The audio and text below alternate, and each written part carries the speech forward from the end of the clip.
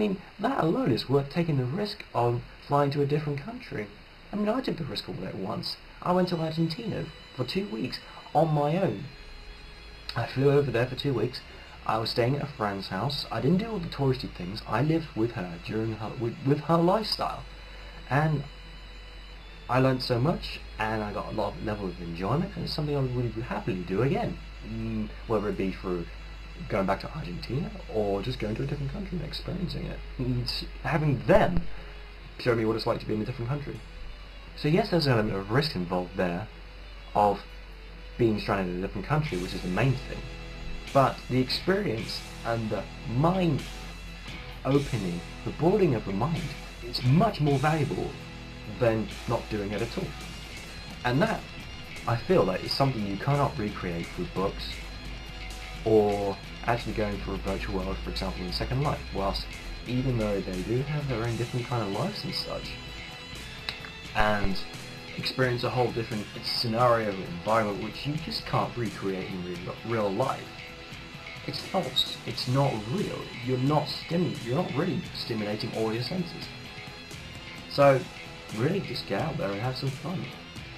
But I appreciate T2, and I understand the fact that these are things which you don't necessarily feel that you need to do, and you don't need to do these things, especially if you're not ready to actually go out and experience these things on a regular basis more than anything else. And you shouldn't be forced to do something which you don't want to do. And if you're not ready to go ahead and take the risk, then just don't take the risk. It's fine, it's absolutely okay. And that kind of leads me on to the second point which I'm making for this whole video blog. It is to all the people that have leaving negative comments. Now, I will be honest, I haven't read through all of T2's comments, and I will admit there is a good chunk of comments which are good and positive, just saying, damn, this is a good blog, damn, this is a good life, I respect you T2, etc, etc. But there's also a whole bunch of comments which are negative.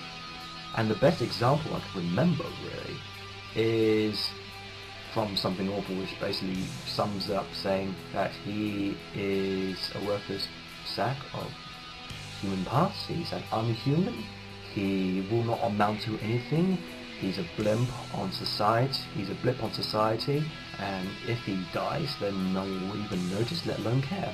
Stuff like that. It's not good to leave hateful, negative comments unless you've got something constructive for him to use. If you were to leave a negative comment with something constructive for him to use to improve on his life, then that would be much more valuable for him and he would be more likely to listen. But if he still chooses not to listen to your constructive criticism, and I'm not just talking about just leaving, you don't have to leave positive, sucking up the messages. You can sometimes be mean to him, but in a helpful manner. Sometimes it's the right thing to say if you want someone to move on and actually do something with their lives. But if he still chooses not to accept it, then just leave him be.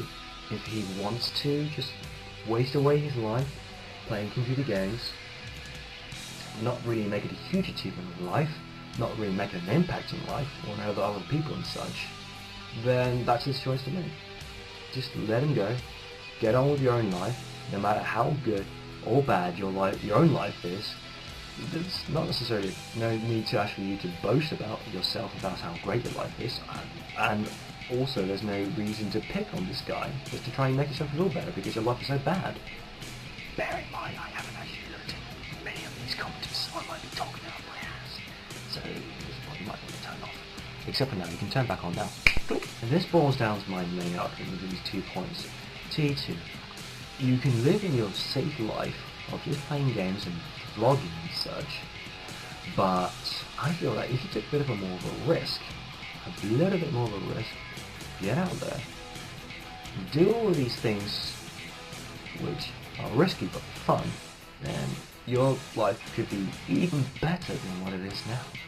And worst comes to worst, at least you'll have something to do video blogs on, you'll have some more material. And on the other side, for all the people leaving negative comments and such, if you feel that you need to have something to say to him, you can say something positive and constructive and try and help the guy if that's what you would like to do. If T2 chooses to still ignore your advice and get on with his own individual life, then just leave him be. Well, who cares really what he does and doesn't do? I think one of the things I've learned in life, which is very true, is that you're free to do whatever you like, anything you like, whether it's positive or negative, good or bad, naughty or nice. You just have to be willing to live with the consequences.